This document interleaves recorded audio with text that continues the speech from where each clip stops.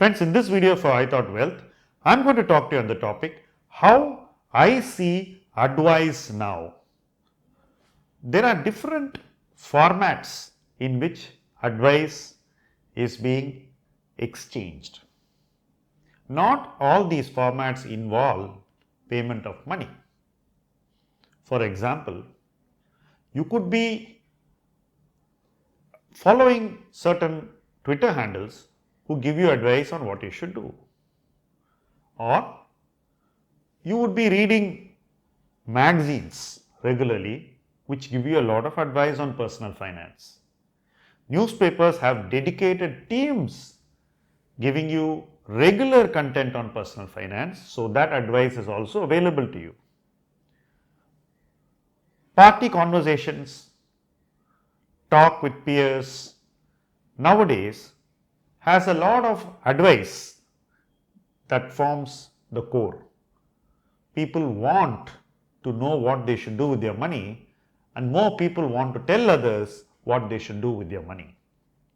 Lastly, you have advice which is structured and for which you need to pay and which is covered by regulation. So, you have two types of advice, one which is regulated and the other which is not. Interestingly, today advice which is not regulated is used by more people than advice which is regulated. In fact, an overwhelming number of investors rely on advice which is not regulated, informal advice. And there is no way of ensuring that when the advisor, the person giving his advice informally, changes his mind on the advice, the investor knowing it is something which is a challenge. There is no way of ensuring that when he changes his mind, you get to know. Effectively, most people receive advice on face value, act on it, and have limited follow through on that advice. For example, even if you are an investor who follows some of these rating sites which give you rankings of mutual funds, they do not alert you when they change the ranking. You have to go and check. Similarly, somebody who comes on television with a recommendation does not tell you if he has sold the very same stock 15 days after he has appeared on television. Similarly, somebody on Twitter who talks highly of a company is free to go and sell the stock the next day.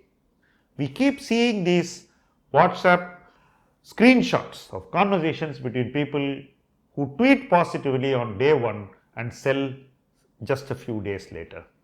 So, if you are one of those people who receives advice informally, then you have the responsibility to make sure that that advice has time value and that it is going to remain consistent at least for a reasonable period of time. Today, most informal advice has a very short time value. Its lifespan itself is very short. In fact, the lifespan is only between the time the advice is informally given and the person who is delivering the advice changes his mind and initiates an investment action. So, that's the short life cycle which we are all up against. Yes, this is a symptom of bull runs because bull runs give people who give advice the opportunity to do that. If it's a static market, you can't change your advice so easily because you won't be able to sell what you have bought or you would not be able to buy what you have sold it so easily. Both sides may become challenging in sideways market. But now you have a rising market, so people are able to informally tell you what to buy and then change his opinion quickly and not tell you, right? This is the problem which we need to understand, we need to internalize, and we need to make sure that we don't become victims or the last fool standing. Sounds like a strong phrase, right? Last fool standing. Why do I use this? Because a lot of advice is being given to people with the intention of passing off what you already own to a greater fool.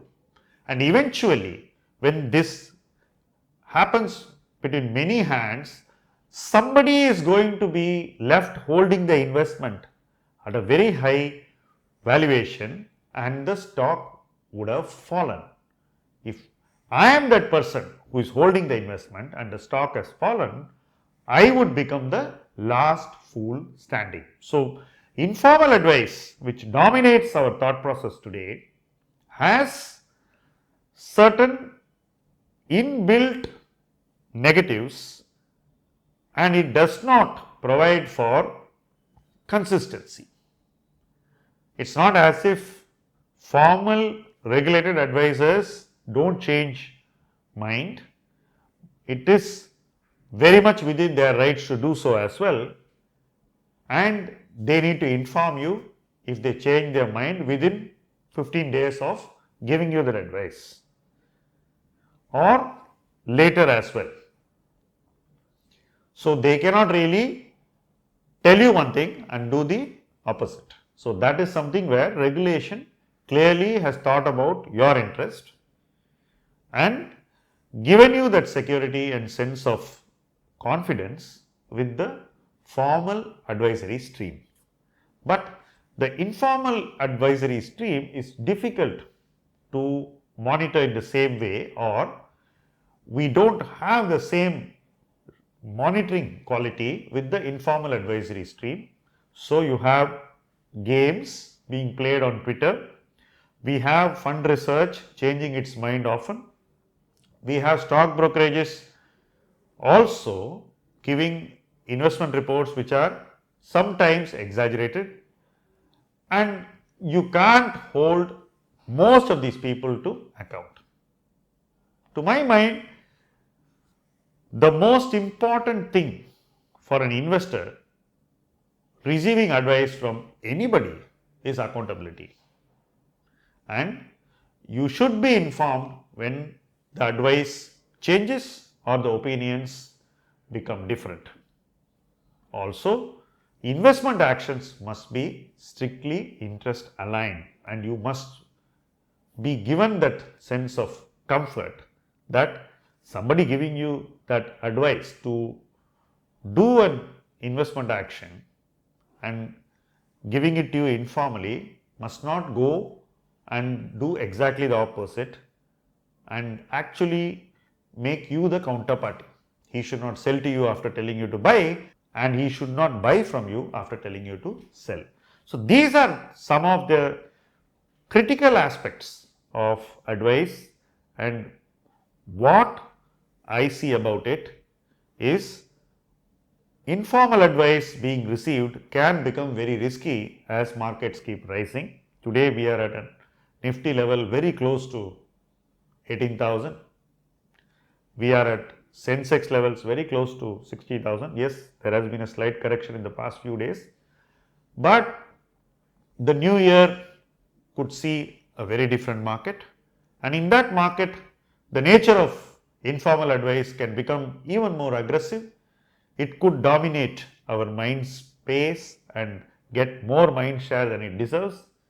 We may actually increase our investment actions based on how the advice hits us and how it affects us and how it impresses us.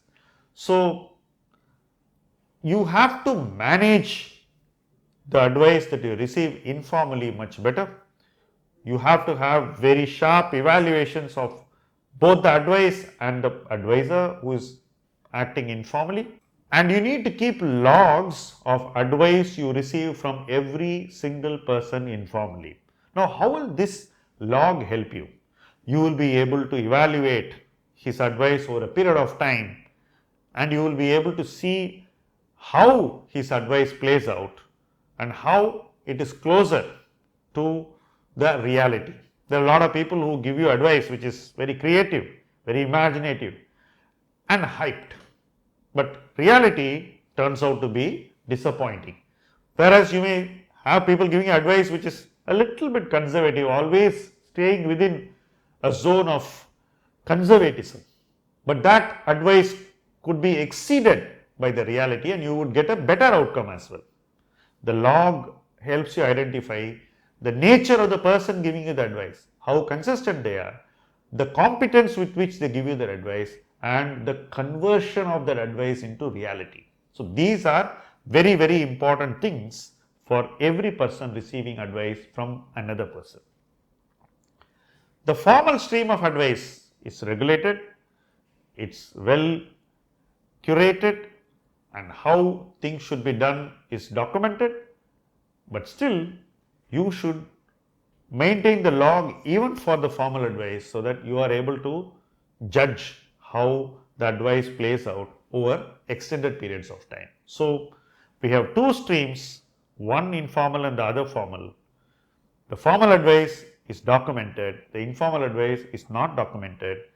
The informal advice does not tell you when the advice changes, right. The source of informal advice does not reach out to you, it is your responsibility to find that out. Formal advice generally reaches out to you and tells you that this opinion has changed and therefore you need to do this investment action. So, the responsibility on investors receiving advice is very high.